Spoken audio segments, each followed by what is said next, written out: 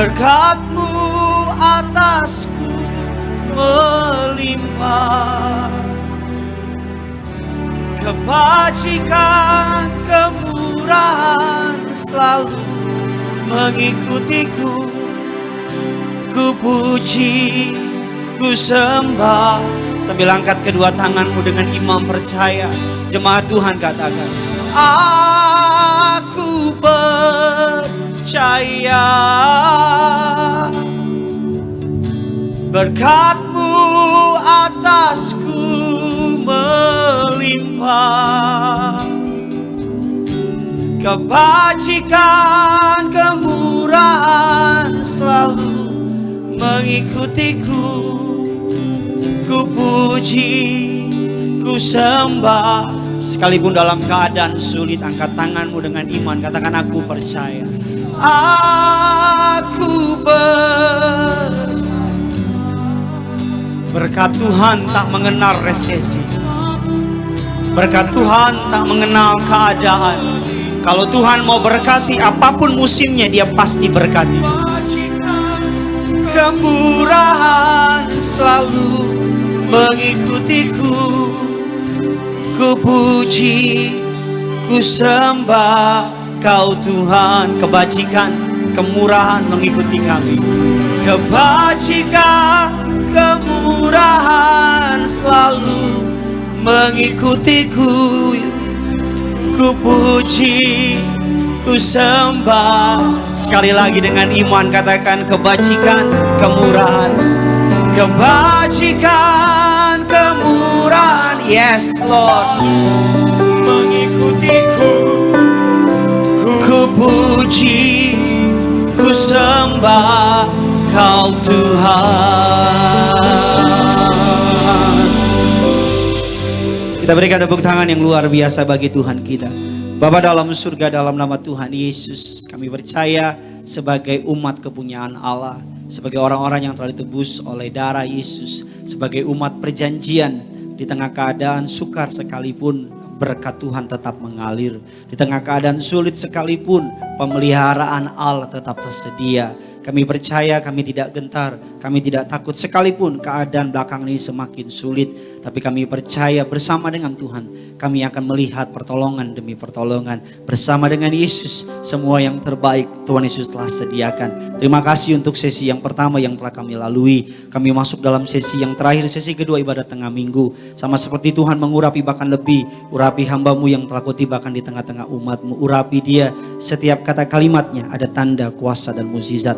Taruh perkataan-Mu dalam perkataanku Tuhan. Taruh isi hati-Mu dalam hatiku. Bahkan setiap kata kalimat yang keluar bukan perkataan yang sia-sia. Setiap kata kalimat yang keluar bukan dari pengertian hamba sebagai manusia. Tapi setiap kata kalimat yang keluar, setiap huruf, setiap kalimat dituntun oleh kerajaan surga. Setiap telinga yang mendengar, setiap mata yang menonton, setiap mereka pasti diberkati. Jaringan yang kami pakai, Tuhan Yesus sertai, berhasil, tidak ada gangguan. Bahkan kami berdoa dalam nama Tuhan Yesus, kuasa Roh Kudus bergerak masuk ke dalam setiap pribadi, masuk ke dalam setiap rumah, setiap kamar, pribadi lepas pribadi, siapapun yang menonton, setiap mereka pasti diberkati. Dalam nama Tuhan Yesus kami berdoa dan mengucap syukur. Sama-sama kita yang siap diberkati firman Tuhan, dengan bangga sama-sama kita katakan, kita berikan tepuk tangan yang luar biasa bagi Tuhan kita. Silakan duduk kembali saudara. Haleluya, puji Tuhan. Senang sekali saya bisa kembali melayani saudara dalam ibadah tengah minggu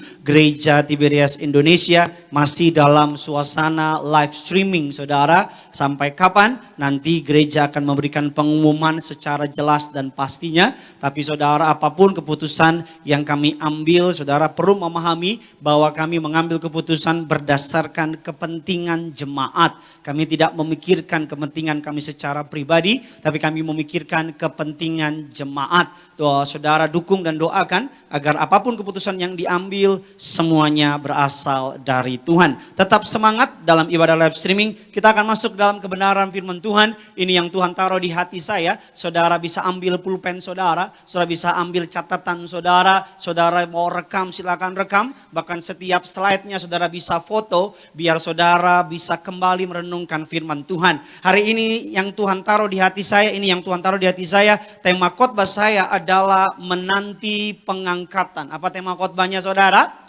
Menanti pengangkatan. Kita buka firman Tuhan 1 Tesalonika 4 ayatnya yang ke-16 sampai dengan ayatnya yang ke-17. 1 Tesalonika 4 ayatnya yang ke-16 sampai dengan ayatnya yang ke-17. Yang sudah di sana sama-sama dengan saya katakan, saya pasti diberkati. Haleluya, saudara. Pengangkatan adalah peristiwa yang Alkitab catat. Pengangkatan adalah peristiwa yang pasti nanti terjadi di akhir zaman, di zaman akhir. Dan pengangkatan adalah peristiwa di mana saudara dan saya diangkat ke awan-awan kemuliaannya untuk bertemu dengan Raja segala raja yang telah menebus hidup saudara dan saya. Kita baca firman Tuhan 1 Tesalonika 4 ayatnya yang ke-16 dan ke-17. Rekan saya, Evangelis Nathanael Graneda, silakan membacakannya bagi saya. Silakan. Demikian firman Tuhan. Sebab pada waktu tanda diberi, yaitu pada waktu penghulu malaikat berseru dan sangkakala Allah berbunyi, maka Tuhan sendiri akan turun dari surga dan mereka yang mati dalam Kristus akan lebih dahulu bangkit. Sesudah itu, kita yang hidup yang masih tinggal akan diangkat bersama-sama dengan mereka dalam awan menyongsong Tuhan di angkasa. Dikatakan demikian, maka Tuhan sendiri akan turun dari surga. Dan mereka yang mati, dikatakan mereka yang mati di dalam Kristus akan lebih dahulu bangkit. Sesudah itu, kita yang hidup yang masih tinggal akan diangkat bersama-sama dengan mereka dalam awan menyongsong Tuhan di angkasa. Makanya saya selalu bilang, kenapa saya bangga banget jadi anak Tuhan? Kenapa saya bangga banget jadi orang Kristen? Karena bagi saya, bagi kita anak Tuhan, kematian bukan hal yang mengerikan. Alkitab katakan, hai maut, di mana sengatmu? Karena bagi kita orang percaya, kematian adalah tutup mata di bumi, buka mata bersama dengan Tuhan di surga. Katakan amin. Bagi kita orang Kristen, kematian cuma sekedar cilukbak, tutup mata sebentar, kita melek bersama dengan Tuhan. Bagi kita anak Tuhan, Alkitab katakan ada kepastian. Ada kepastian. Alkitab katakan yang mati di dalam Kristus akan dibangkitkan. Katakan amin. Saya beberapa waktu yang lalu saya mendengar kabar yang menarik. Ada seorang hamba Tuhan dipanggil Tuhan meninggal saudara. Dan lain daripada yang lain, sekeluarga mereka dalam ibadah penghiburan. Biasanya kan ibadah penghiburan lagu-lagunya sedih-sedih ya saudara ya. Biasanya kan lagu-lagu yang air mata dan sebagainya macam. Hari pertama lagunya sedih-sedih dan segala macam. Tapi hari kedua, hari ketiga sampai dengan di peti mati, dikubur di kuburan saudara. Itu sekeluarga nyanyi lagu-lagu pujian. Sampai saya tanya, masa sih lagu pujian? Saya dikasih lihat videonya. Mereka menyanyikan lagu pujian, sebab Tuhan baik, sebab Tuhan baik, sebab Tuhan baik. Anugerahnya kekal selamanya. Jadi ketika mereka diperhadapkan kepada kematian, mereka tidak bersedih. Mereka tidak hancur hati dan sebagainya. Saya tahu kita ditinggal sama orang yang kita kasih, mungkin kita merasa sedih. Tapi saya suka sekali karena ini yang Alkitab katakan.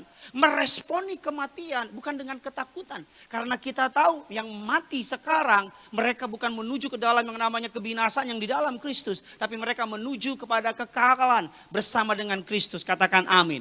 Alkitab katakan dan orang yang masih hidup akan diangkat bersama-sama dengan Tuhan menuju awan-awan kemuliaannya. Alkitab mencatat ada beberapa peristiwa pengangkatan yang terjadi di Alkitab. Terjadi beberapa peristiwa pengangkatan. Yang pertama, pengangkatan Henok. Kejadian 5 ayat yang ke-24. Henok Alkitab katakan diangkat oleh Allah hidup-hidup. Saudara, tidak ada, dia tidak dikubur di pondok rangun dan sebagainya, di tanah kusir dan sebagainya, tapi diangkat hidup-hidup.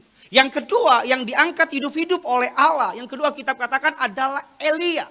Dia mengalami yang namanya pengangkatan. Alkitab katakan Elisa dengan segenap beberapa nabi mengikuti Elia. Alkitab katakan muncul yang namanya kereta kuda api dan sebagainya, ada badai besar dan sebagainya, maka Elia diangkat oleh Allah secara hidup-hidup. Dan pengangkatan berikutnya Alkitab katakan Yesus setelah mati, dalam kebangkitannya dari kematian, Alkitab katakan Yesus naik ke surga. Jadi ini yang menjadi gambaran ketika saudara dan saya membahas mengenai pengangkatan. Saudara dan saya, peristiwa pengangkatan gereja terjadi dalam sebuah rangkaian proses. Seperti yang tertulis dalam 1 Tesalonika 4 ayatnya yang ke-13 dan 18. Sedikit teologi pengajaran pada malam hari ini saudara. Bukan sedikit, banyak sekali ya. Dikatakan yang pertama, tanda diberikan. Yaitu seruan penghulu malaikat dan bunyi sangkakala. Ini proses, ini kalau istilahnya orang dunia, rundown-nya. Proses terjadinya namanya pengangkatan. Tanda diberikan, penghulu malaikat membunyikan sangkakala. Yang kedua, dalam 1 Tesalonika 4:16 Tuhan Yesus turun dari surga. Yang ketiga, orang yang percaya yang telah mati akan dibangkitkan dalam tubuh kemuliaan yang tidak dapat binasa. Yang keempat, orang yang percaya yang masih hidup akan diubah mengenakan tubuh kemuliaan yang tidak dapat binasa. Yang kelima dikatakan saudara, orang percaya akan dibangkitkan dari kematian dan yang masih hidup akan bersama-sama diangkat menyongsong Tuhan Yesus di angkasa. Dan yang keenam, orang percaya akan bersama dengan Tuhan di surga. Katakan amin saudara. Ini proses pengangkatan. Gereja Tiberias percaya saudara dan saya sebelum terjadi yang namanya masa kesukaran besar. Kenapa harus terjadi pengangkatan? Mengapa pengangkatan terjadi? Peristiwa pengangkatan terjadi dan siapa yang akan diangkat? Kan itu pertanyaannya. Siapa? Kita tahu ada pengangkatan, kita tahu ada penghakiman, kita tahu kita tidak dapat menepikan bahwa akan ada pengadilan tata suci Allah. Setiap kita yang pegang mic, yang melayani di mimbar, siapapun yang menonton, setiap kita. Pribadi lepas pribadi, gak bisa nebeng sama orang lain. Kita akan diperhadapkan kepada tata pengadilan suci Allah. Hakim yang agung itu, hakim yang adil itu akan mengadili kita. Tapi kabar baiknya, hakim tersebut ada di pihak kita. Karena darah Yesus tercurah bagi saudara dan saya, katakan amin. Alkitab katakan saudara, mengapa pengangkatan harus terjadi? Alkitab katakan dalam kitab Wahyu 3:7 sampai dengan 13. Dikatakan saudara bahwa Tuhan akan melindungi jemaat Philadelphia. Saudara baca di rumah, jemaat Philadelphia adalah jemaat yang paling menurut Alkitab tidak ada satupun aspek kehidupannya yang dikritik oleh Allah.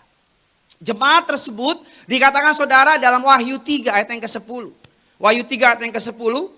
Sama-sama kita akan baca, silakan 3, 2, 1, ya.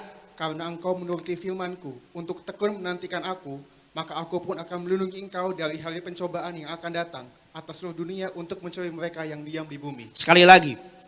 Karena engkau menuruti firman-Ku untuk tekun menantikan aku, maka aku pun akan melindungi engkau dari hari pencobaan yang akan datang atas seluruh dunia untuk mencuri mereka yang diam di bumi. Karena engkau menuruti firman-Ku untuk tekun menantikan aku, maka kita katakan maka aku pun akan melindungi engkau dari hari pencobaan yang akan datang atas seluruh dunia untuk mencobai mereka yang diam di bumi. Akan datang suatu hari di mana seluruh bumi mengalami pencobaan. Ada orang yang berkata, apakah hari tersebut hari sekarang Pak Pendeta?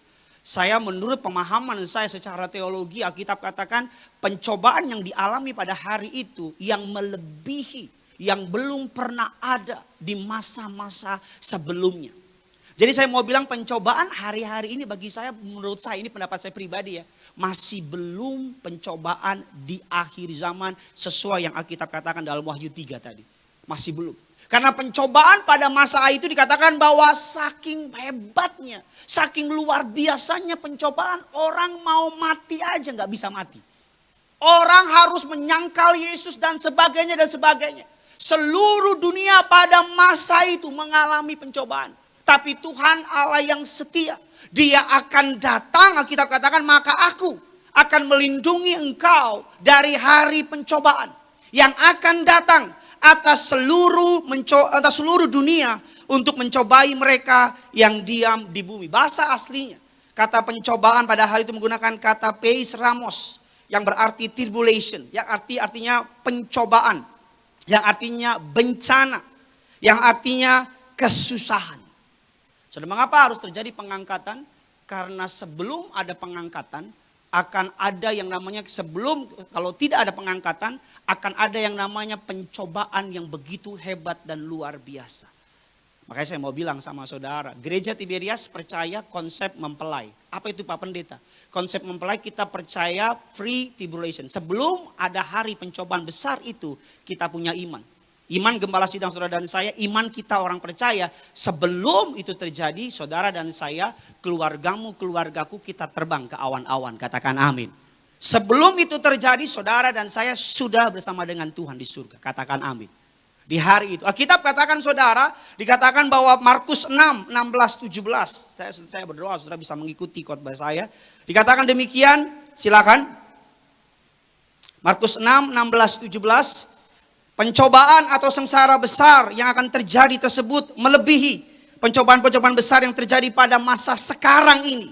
Pada masa itulah murka Allah dinyatakan atas penduduk bumi yang memberontak kepada Allah. Mengapa pengangkatan harus terjadi?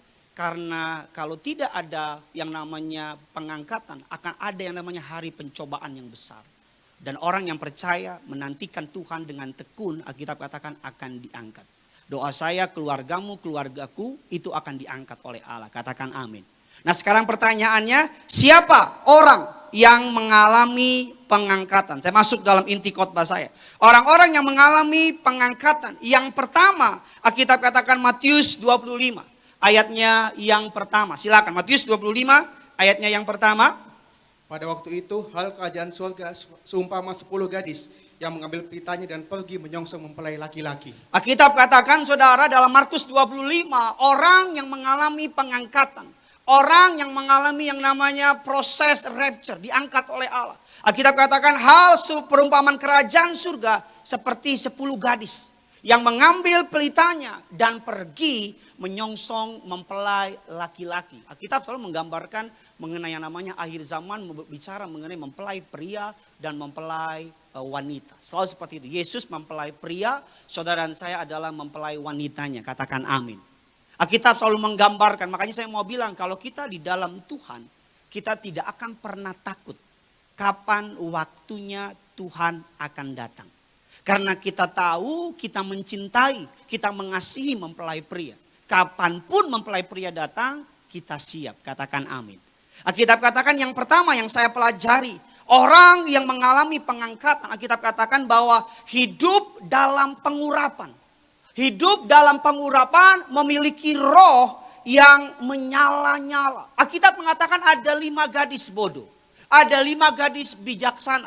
10 gadis ini adalah gambaran gereja. Gambaran orang percaya. Mereka sama-sama percaya. Mereka sama-sama menanti. Mereka sama-sama memiliki ekspektasi yang sama. Berada dalam penantian. Tapi Alkitab memberi gambaran. Ada yang bodoh, ada yang bijaksana. Ini gambaran ada ilalang, ada gandum, ada domba, ada kambing. Ini gambaran Alkitab. Alkitab menggambarkan yang bijaksana dan yang bodoh. Apa perbedaannya? Perbedaannya yang bijaksana, Alkitab katakan mereka memiliki roh yang menyala-nyala. Mereka berada dalam pengurapan.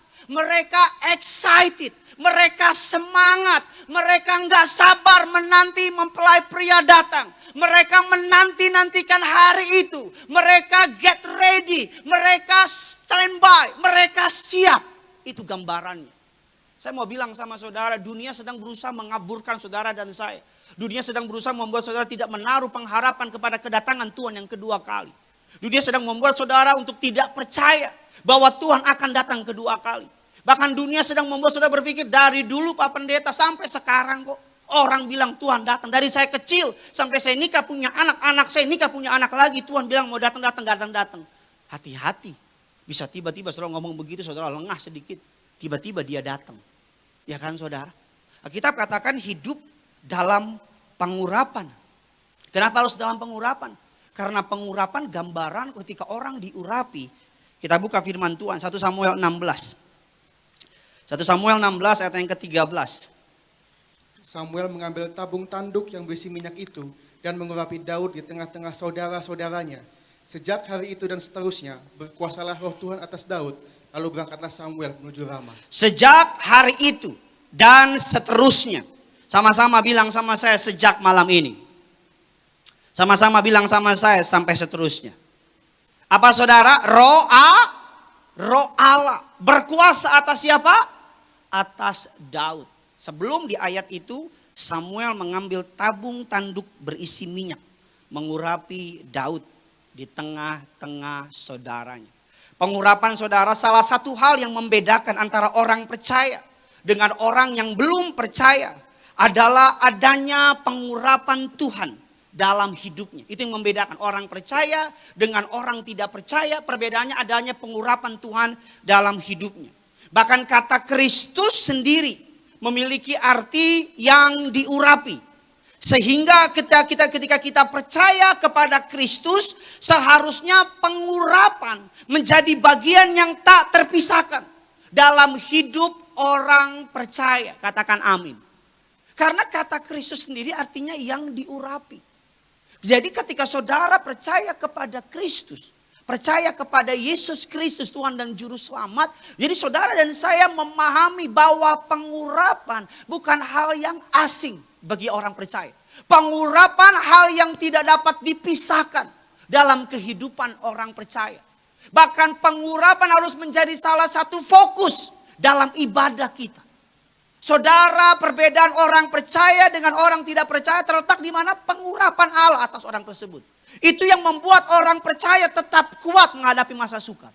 Itu yang membuat orang percaya tetap bertahan di masa-masa yang sedang mengerikan ini. Karena ada pengurapan Allah.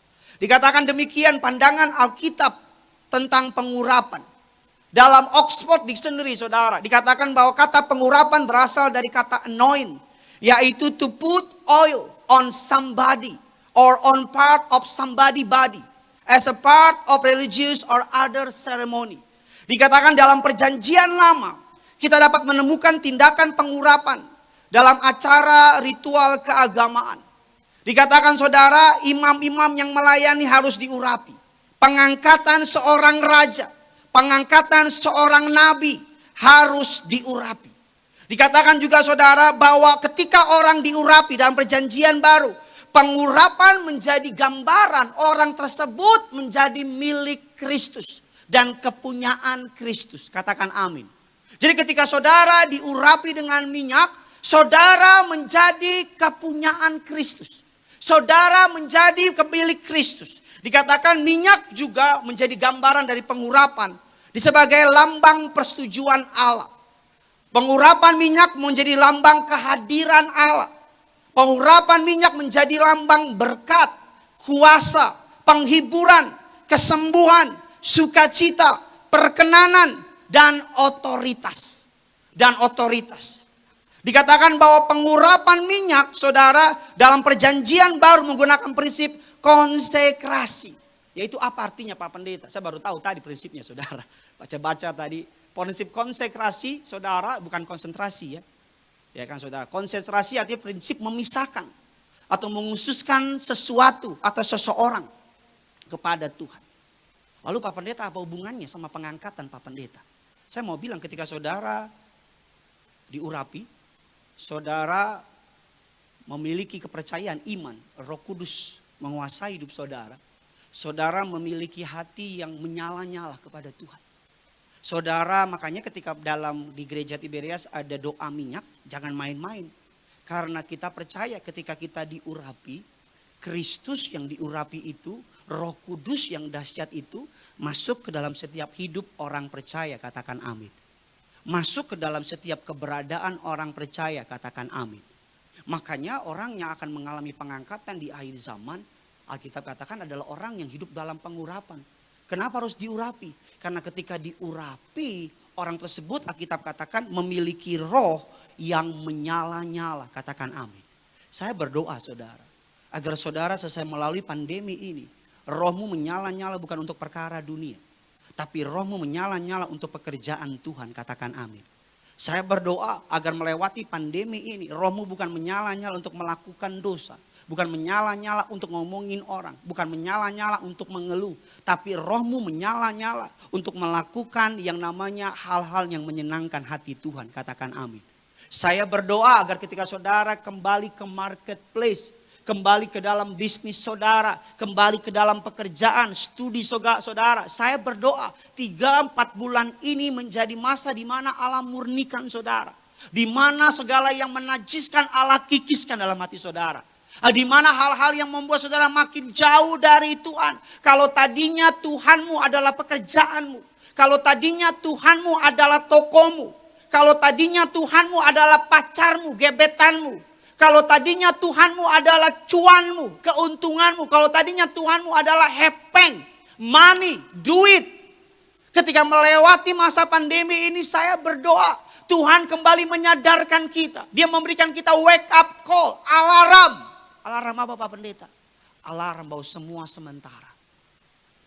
Bahwa segala sesuatu yang kita punya gak akan mengikuti kita turun ke dunia orang mati. Segala sesuatu yang kita miliki, kejayaan, kemuliaan, follower yang banyak itu, like yang banyak itu. Dan teman-temannya tidak akan mengikuti saudara turun ke dunia orang mati. Makanya penting untuk saudara dan saya kita katakan 5 gadis bodoh, 5 gadis bijaksana. 10 orang, 10 gadis mereka sama-sama percaya akan datang mempelai pria. Ada banyak orang Kristen kalau ditanya, percaya gak second coming? Percaya. Percaya gak Tuhan akan datang? Percaya. Percaya gak Yesus adalah Tuhan? Percaya. Tapi hidupnya tidak mencerminkan kepercayaannya. Masih melakukan perkara-perkara yang menjauhkan dari Tuhan. Masih melakukan perkara-perkara yang membuat mereka tidak dapat menyadari bahwa waktunya semakin dekat. Salah seorang hamba Tuhan yang saya hormati berkata bahwa sekarang sudah bukan lagi akhir zaman, tapi di penghujung akhir zaman. Dari mana buktinya? Kasih semakin dingin. Dari mana buktinya? Hari demi hari kita makin melihatlah bahwa uang menjadi hal yang paling utama. Doa saya saudara, saudara menjadi bilangan gadis yang bijaksana. Saudara menjadi bilangan orang cari duit perlu harus. Bangun karir silakan. Tapi jangan sampai karena cari duit engkau gadaikan iman. Jangan sampai engkau ngejar karir, engkau langgar semua peraturan. Doa saya agar ketika engkau diurapi, hidup dalam pengurapan. Makanya setiap pagi Pak Pariaji, gembala saudara saya ngajar untuk urapi pikiran kita. Kita punya iman ketika diurapi, kita minta Roh Kudus ambil alih pikiran kita. Biar pikiran kita gak jorok gitu. Biar pikiran kita lihat orang gak bilang dasar gendut, dasar lu ini dasar. Pikiran kita tuh pikiran Kristus. Diurapi mulut kita. Agar perkataan-perkataan yang keluar perkataan Kristus, bukan perkataan yang sia-sia. Tangan kita diurapi. Kenapa? Biar tangan kita melakukan hal-hal yang berkenan di hadapan Allah. Karena ketika tangan kita benar di hadapan Allah, maka gak ada alasan. Berkat akan mengikuti, katakan amin. Saya doa buat saudara. Karena hari-hari ini orang udah gak sabar kembali bekerja. Orang udah gak sabar kembali ke marketplace dan sebagainya. Tapi mereka lupa bahwa sebelum mereka kembali ke marketplace, jangan sampai mereka kembali ke kebiasaannya yang lama. Jangan sampai mereka kembali ke dosa mereka yang lama. Gak buat dosa selama 3-4 bulan bukan karena setia. Tapi karena di rumah aja gak ketemu, gak ada kesempatan makanya gak buat dosa. Tapi saya doa engkau yang tadinya gagal. Engkau yang 3 bulan kemarin hancur berantakan. Masuk masa-masa new normal ini. Engkau dan aku menjadi pribadi yang benar-benar baru. Yang percaya kasih tepuk tangan dulu buat Tuhan kita. Yang kedua kita lihat firman Tuhan saudara. Apa saja ciri orang yang mengalami pengangkatan. Yang pertama orang yang hidup dalam pengurapan. Yang memiliki roh yang menyala-nyala. Yang kedua orang yang memiliki ciri orang yang mengalami pengangkatan. Yang kedua Alkitab katakan Matius 25. Matius 25 ayatnya yang ke-14 dan ke-15 silakan. Sebab hal kerajaan surga sama seperti seorang yang mau bepergian ke luar negeri, yang memanggil hamba-hambanya dan mempercayakan hartanya kepada mereka. Yang seorang diberikan 5 talenta, yang seorang lagi 2, dan yang seorang lagi 1. Masing-masing menurut kesanggupannya, lalu ia berangkat. Yang seorang diberikan 5 talenta, dan seorang lagi 2, yang seorang lagi 1. Masing-masing menurut apa saudara? Kesanggupannya. Lalu ia berangkat. Saya suka sekali cara Allah, cara Yesus menggambarkan kerajaan surga. Dia menggambarkan kerajaan surga dengan perumpamaan yang amat sangat mudah kita mengerti. Tadi dia beri perumpamaan kerajaan surga seperti 5 gadis bodoh, 5 gadis bijaksana. Kita diberi arahan, kita diberi kasih tahu. Jangan jadi gadis yang bodoh. Kenapa? Yang bodoh itu tahu Tuhan akan datang. Sadar ada penghakiman, sadar ada neraka. Tapi karena bodoh. Kenapa bodoh? Karena lebih mengasihi dunia daripada Tuhan. Lebih mengasihi dunia daripada Tuhan. Lebih mengasihi semua perkara-perkara dunia daripada Tuhan. Makanya ketika Tuhan datang dia nggak siap. Yang kedua kita katakan hal perumpamaan kerajaan surga. Seperti seorang tuan yang hendak pergi ke luar negeri. Dipanggil anak-anaknya, ada yang dikasih 5, ada yang dikasih berapa? 3, ada yang dikasih berapa? 1. Saya suka sekali dikatakan masing-masing menurut apa? Kesanggupannya. Jadi isunya gini loh. Kalau ada orang diberi talenta lebih dari saudara, karena Allah lihat dia sanggup. Katakan amin. Kalau orang diberi talenta lebih, jangan iri. Isunya tuh bukan talentanya berapa. Isunya Allah nggak kasih talenta. Katakan amin. Isunya setiap kita pasti. Pak Pendeta, saya mau pelayanan. Daftar.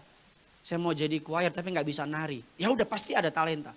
Mau jadi singer tapi nggak bisa nyanyi. Pasti ada talenta. Mau jadi pendoa syafaat nggak bisa doa. Pasti ada talenta.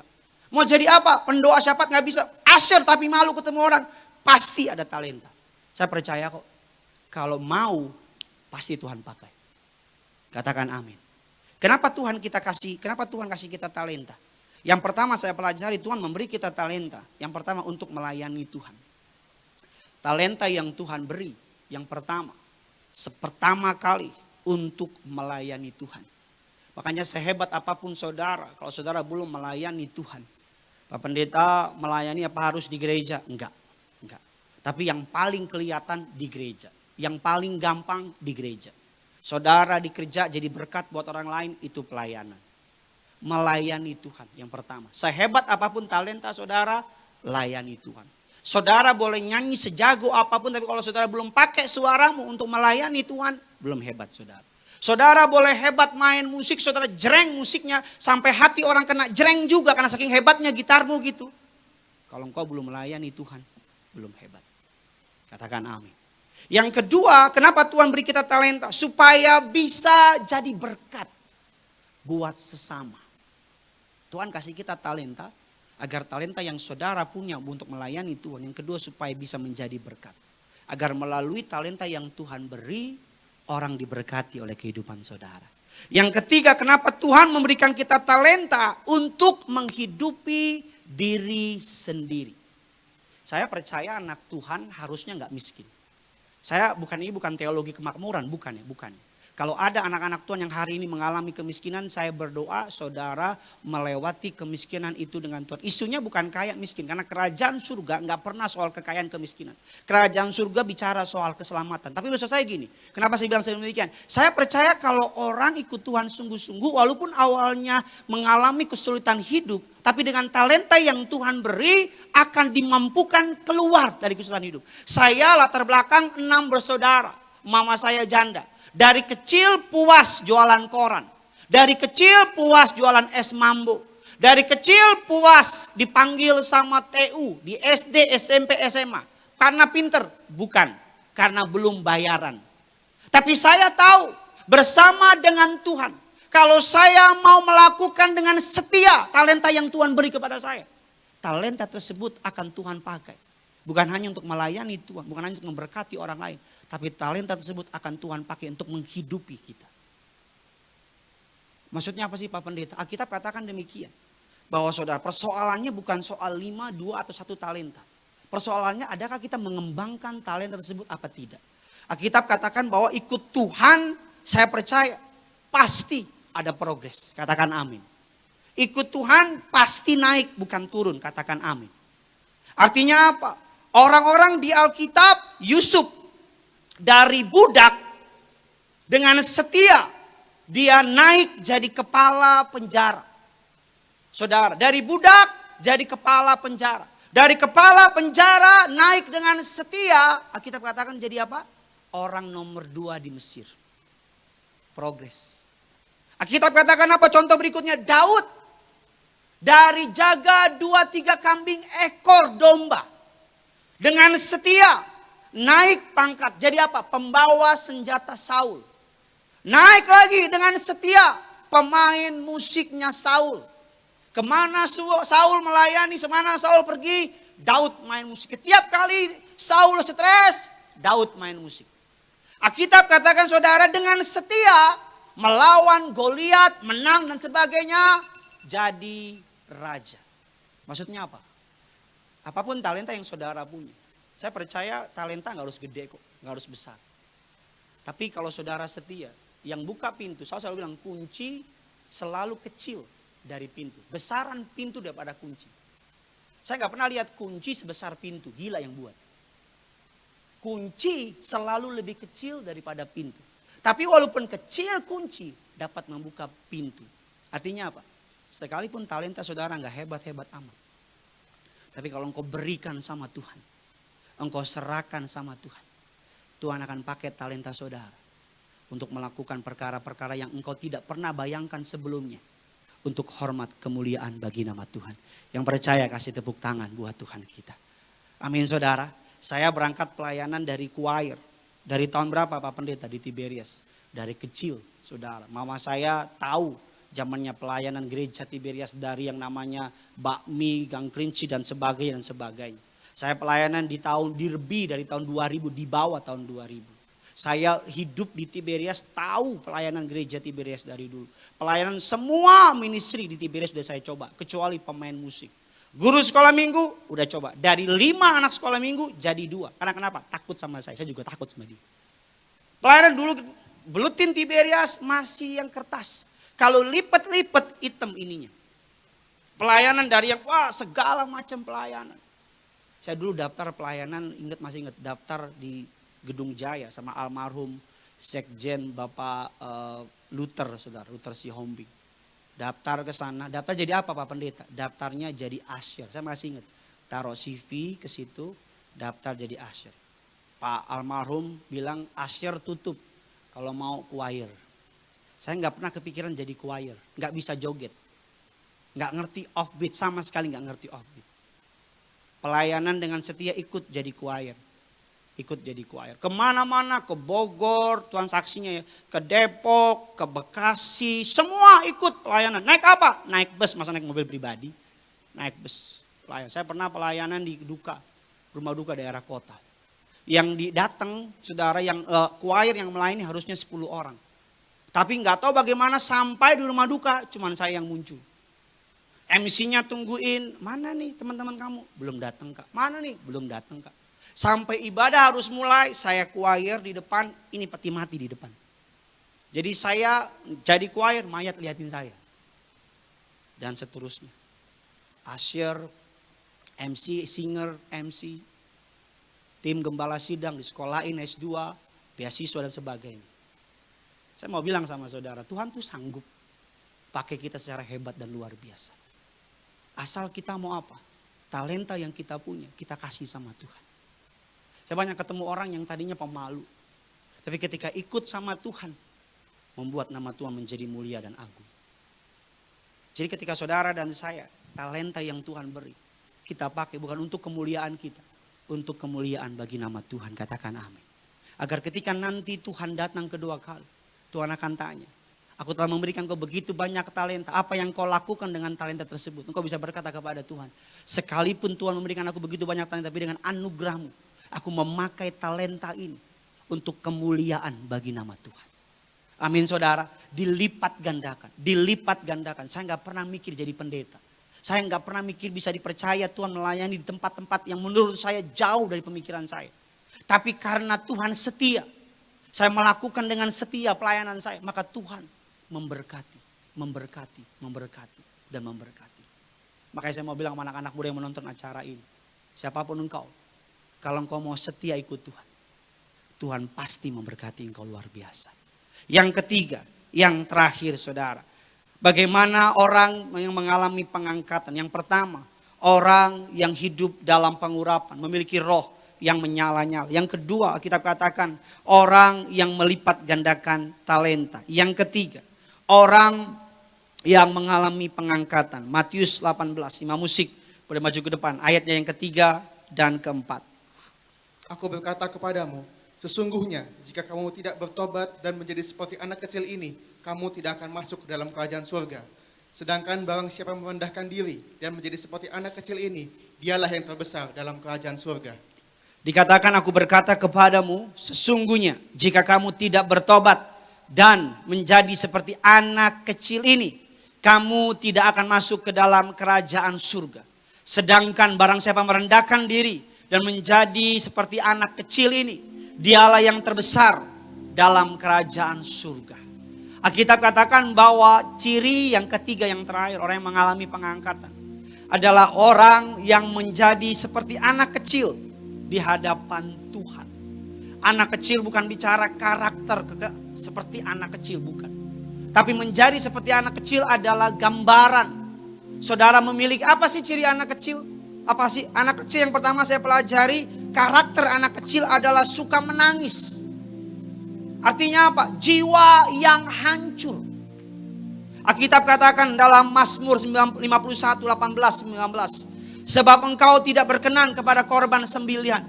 Sekiranya aku persembahkan korban bakaran, engkau tidak menyukainya.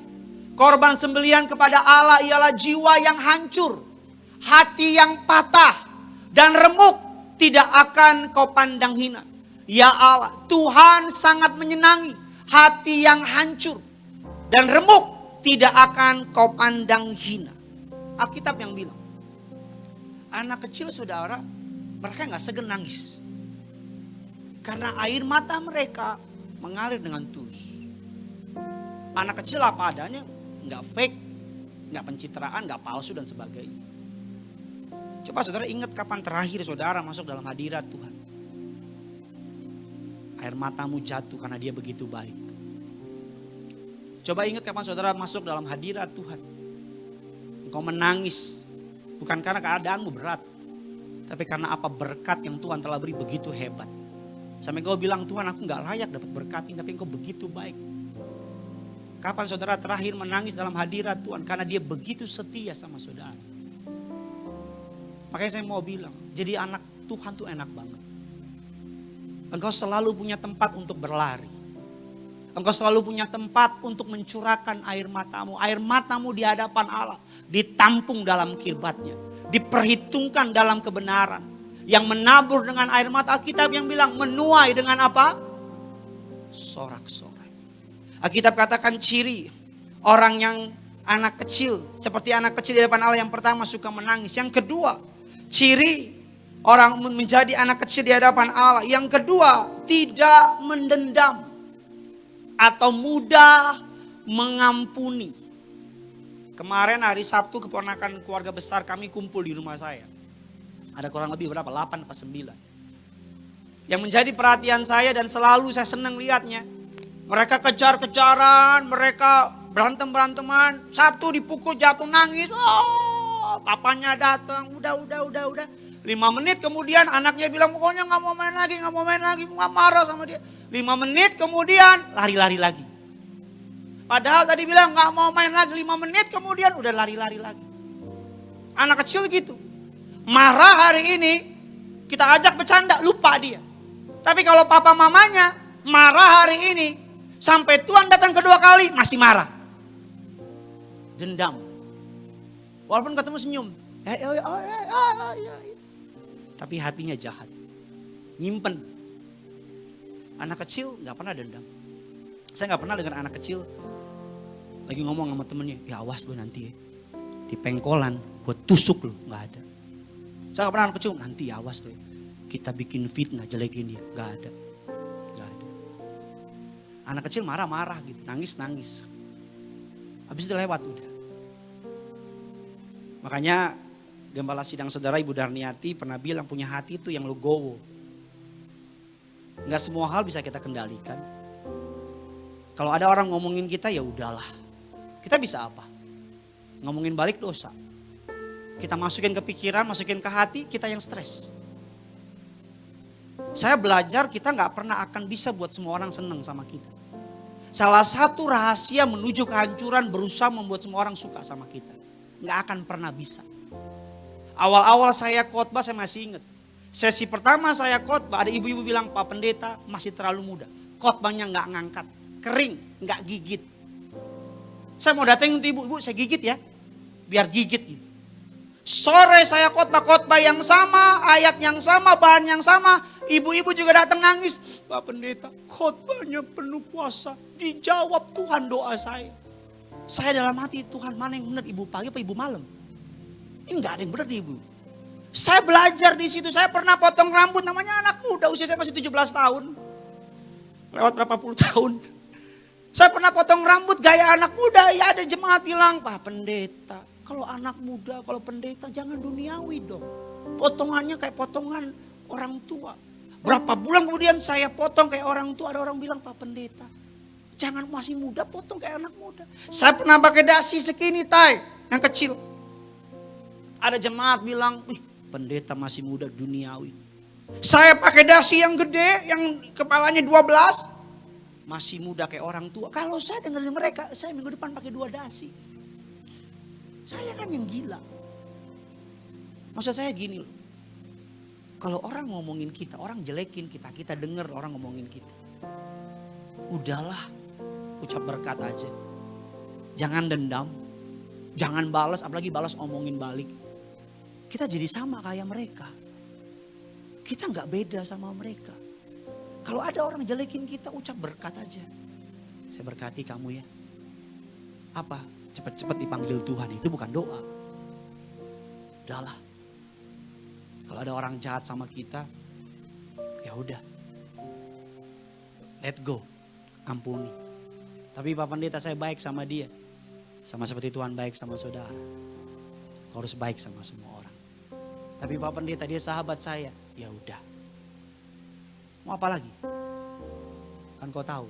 Ya udah. Tapi Pak Pendeta dia teman pelayanan, dia jelekin saya. Ya, terus mau gimana?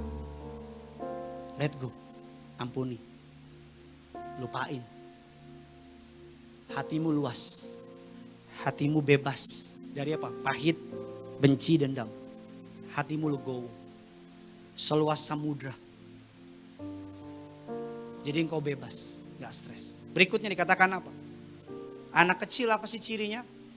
Sangat percaya kepada orang tuanya. Sangat percaya. Kalau pernah nonton di YouTube, ada seorang bapak-bapak, apartemennya kebakaran. Ada seorang bapak turun dari lantai apartemennya, anaknya ditutup pakai yang namanya karpet. Dibawa lari melewati api. Yang unik apa? Ketika sampai keluar dari api, dibuka karpetnya, anak kecil ketawa-ketawa. Oh, ketawa-ketawa. Padahal habis melewati kebakaran.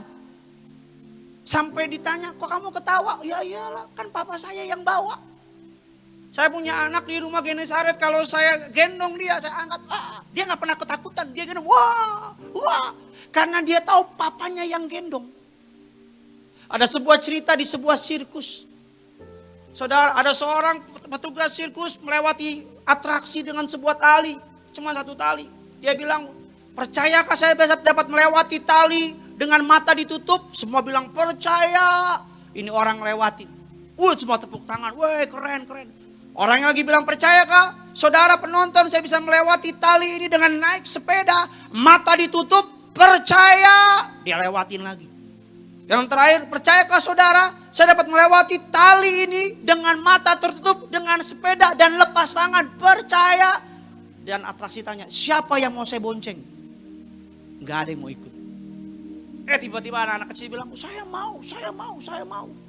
Anak kecilnya naik. Orang udah bilang, jangan nak, jangan nanti kamu mati. Anak kecilnya naik, lewatin tali.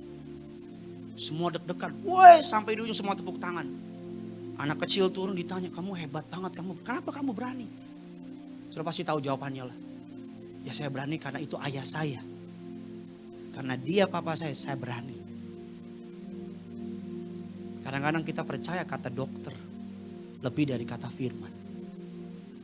Kadang-kadang kita lebih percaya kata orang pinter lebih dari kata firman. Kadang-kadang kita lebih percaya kata orang dunia lebih dari kata firman. Kadang-kadang kita lebih percaya kata horoskop bintang lebih dari kata firman. Kadang-kadang teman kita bilang, lo gak mungkin berhasil. Padahal firman berkata, aku dapat melakukan segala hal melalui dia yang di dalam aku yang memberikan kekuatan. Kita percaya kata orang. Saya beberapa minggu yang lalu ada pelajaran yang menarik dari Tuhan. Pandemi ini mengajarkan saya, mengubahkan saya menjadi pribadi dengan iman menjadi lebih baik. Saya selama 3 bulan, 4 bulan, dada saya sakit sudah, nyeri. Nyeri banget. Gitu. Bukan karena disakiti, bukan, tapi nyeri. Tiap kali mau tidur, sakit. Gitu. Kayak kadang di sini, kadang di sini. Sakit gitu. Sakit.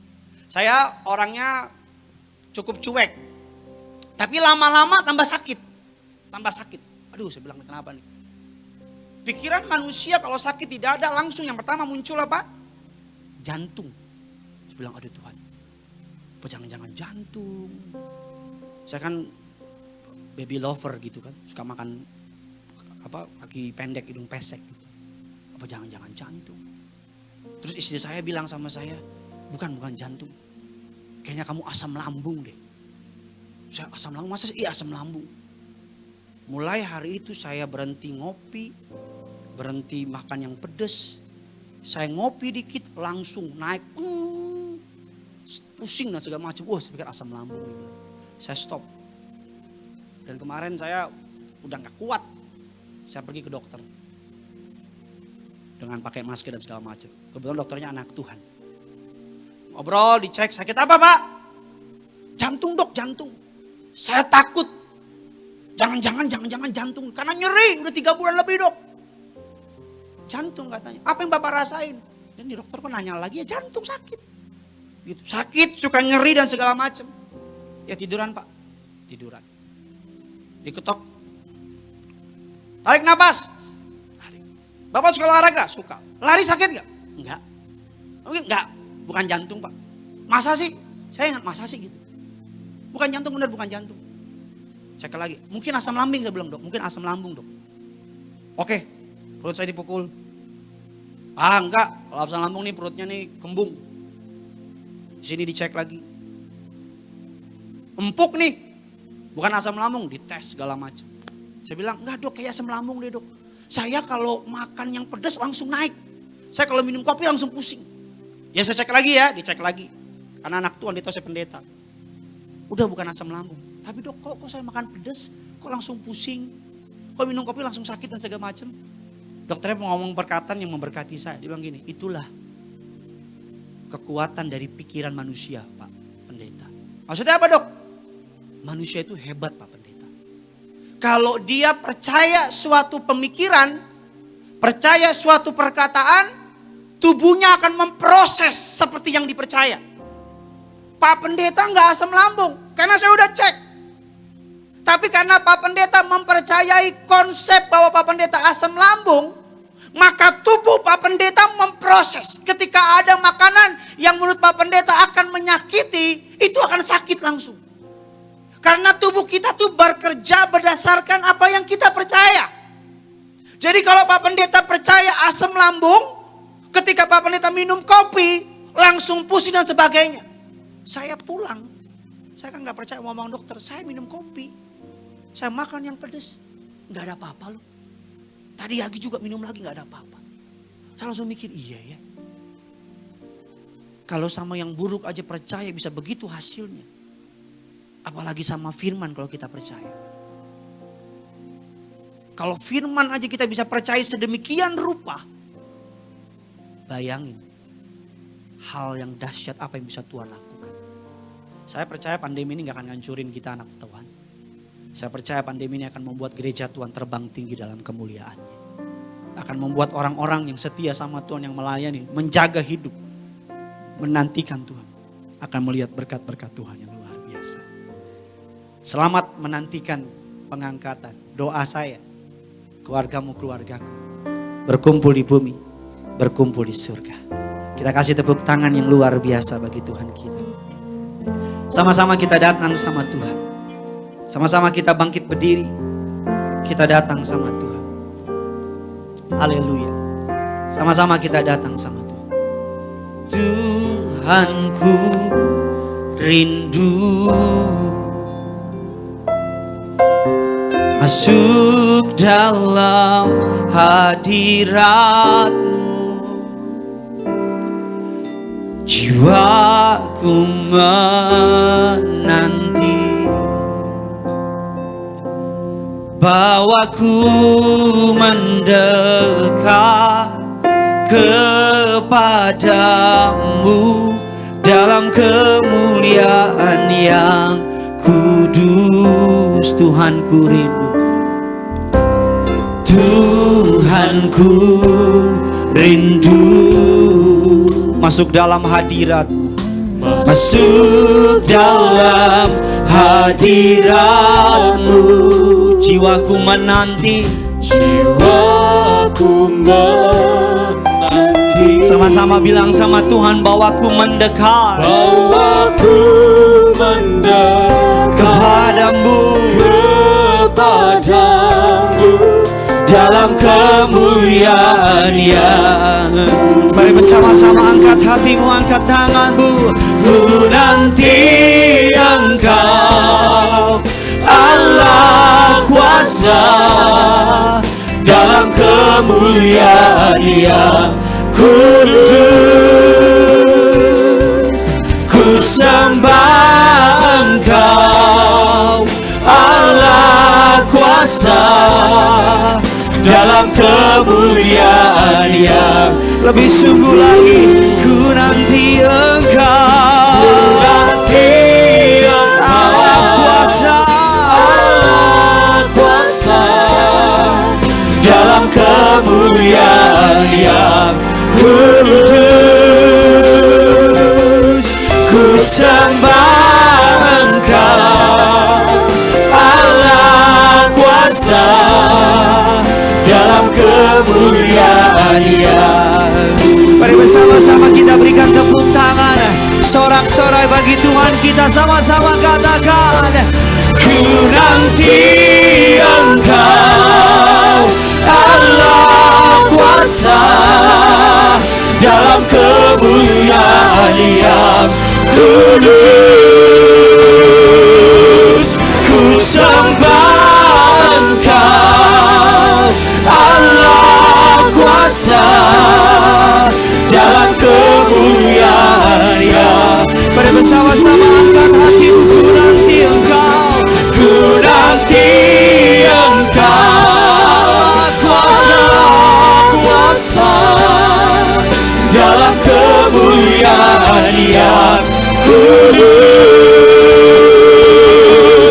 Ku sembah Engkau, Allah kuasa, dalam kemuliaan yang kudus. Ku nanti Engkau, ku nanti Engkau, Allah kuasa, dalam kemuliaan yang kudus.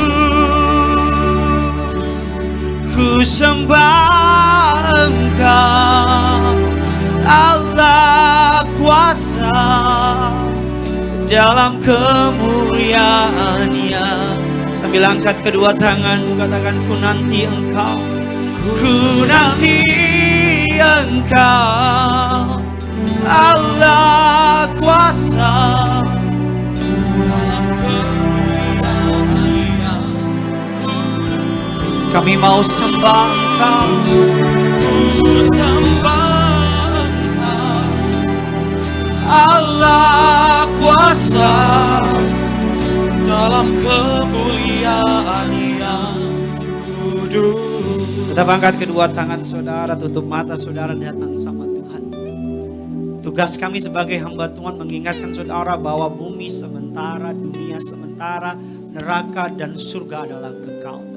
Tugas iblis, tugas dunia mengingatkan saudara, ingin membuat saudara percaya bumi selamanya. Dunia ingin saudara menyadari, memahami, mempercayai bahwa hidup dalam dosa adalah suatu hal yang wajar. Hidup dalam kenajisan adalah suatu hal yang benar, suatu hal yang semua orang lakukan. Kalau semua orang gak benar, kenapa saya harus benar? Kalau semua orang najis, kenapa saya harus benar, dan sebagainya. Sebagai hamba Tuhan saya mau bilang sama saudara, neraka dan surga adalah kekal. Gereja harus kembali mengingatkan bahwa saudara dan saya suatu hari nanti kita akan kembali kepada yang menciptakan kita. Dari tanah kembali kepada tanah. Dari debu kembali kepada debu. Pertanyaannya bukan berapa lama saudara hidup. Pertanyaannya selama saudara hidup, adakah hidupmu mencerminkan Kristus? Adakah hidupmu membuat Kristus bangga menjadi kepunyaan milik saudara? Saya tidak menghakimi saudara, tapi ini yang Tuhan taruh di hati saya. Biar pandemi ini kembali membuat kita berbalik dari jalan kita yang jahat. Pak Pendeta, saya punya masa lalu yang kelam. Semua orang punya masa lalu. Hidupmu tidak di masa lalu. Tuhan mau menciptakan masa depan yang indah buat saudara. Pak Pendeta, saya punya dosa yang begitu kelam. Kalau engkau mau datang sama Tuhan malam ini, Tuhan sanggup, lebih dari sanggup pulihkan saudara. Dimanapun saudara dengar firman Tuhan, di mobil, dalam perjalanan pulang ke kantor, di kamar, di rumah, ambil komitmen malam ini. Taruh tangan kirimu di dada, angkat tangan kanan. Bahkan kalau ada orang di sekitar saudara, dalam hatimu bilang sama Tuhan. Bilang sama Tuhan, Tuhan aku sadar aku begitu menjijikkan di hadapan. Begitu banyak dosa yang kulakukan. Di hadapan orang aku kelihatan benar, kelihatan baik. Tapi di dalam Tuhan tahu siapa aku. Hari datang sama Tuhan dan bilang, Tuhan aku serahkan masa laluku. Buatlah yang Tuhan mau buat dalam hidupku. Agar aku tidak menjadi gadis yang bodoh.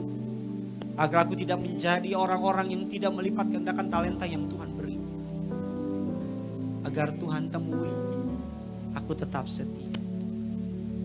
Tugas gereja mengingatkan. Kita cuma perlu diingatkan. Ayo kembali kepada Tuhan. Serahkan hidupmu. Tuhan mau berperkara sama saudara. Kalau ini doa saudara, arahkan tanganmu kepada layar TV saudara. Dalam nama Bapa, Putra dan Roh Kudus, dalam nama Tuhan Yesus, kesempatan yang Tuhan beri untuk berdiri di mimbarmu yang kudus, hamba berdoa. Agar lewat dari pandemi ini setiap kami kembali dimurnikan. Setiap kami kembali disucikan. Setiap kami kembali diperlengkapi, dipersiapkan. Kalau ada dosa kami mohon ampun Tuhan. Kalau ada kesalahan murnikan kami kembali. Tahirkan kami kembali, biar cawan murka-Mu tidak datang kepada kami, tapi biar anugerah-Mu yang menuntun kami. Sebagai hamba Tuhan saya berdoa, keluarga demi keluarga dipulihkan. Sebagai hamba Tuhan saya berdoa, anak muda yang menonton acara ini, masa mudamu kembali dipulihkan oleh Tuhan. Sebagai hamba Tuhan saya berdoa, kalau ada rumah tangga yang mengalami kegagalan, kehancuran, doa saya melalui firman Tuhan yang kepadanya saudara dengar hari ini. Demi nama Yesus, rumah tanggamu kembali diselamatkan.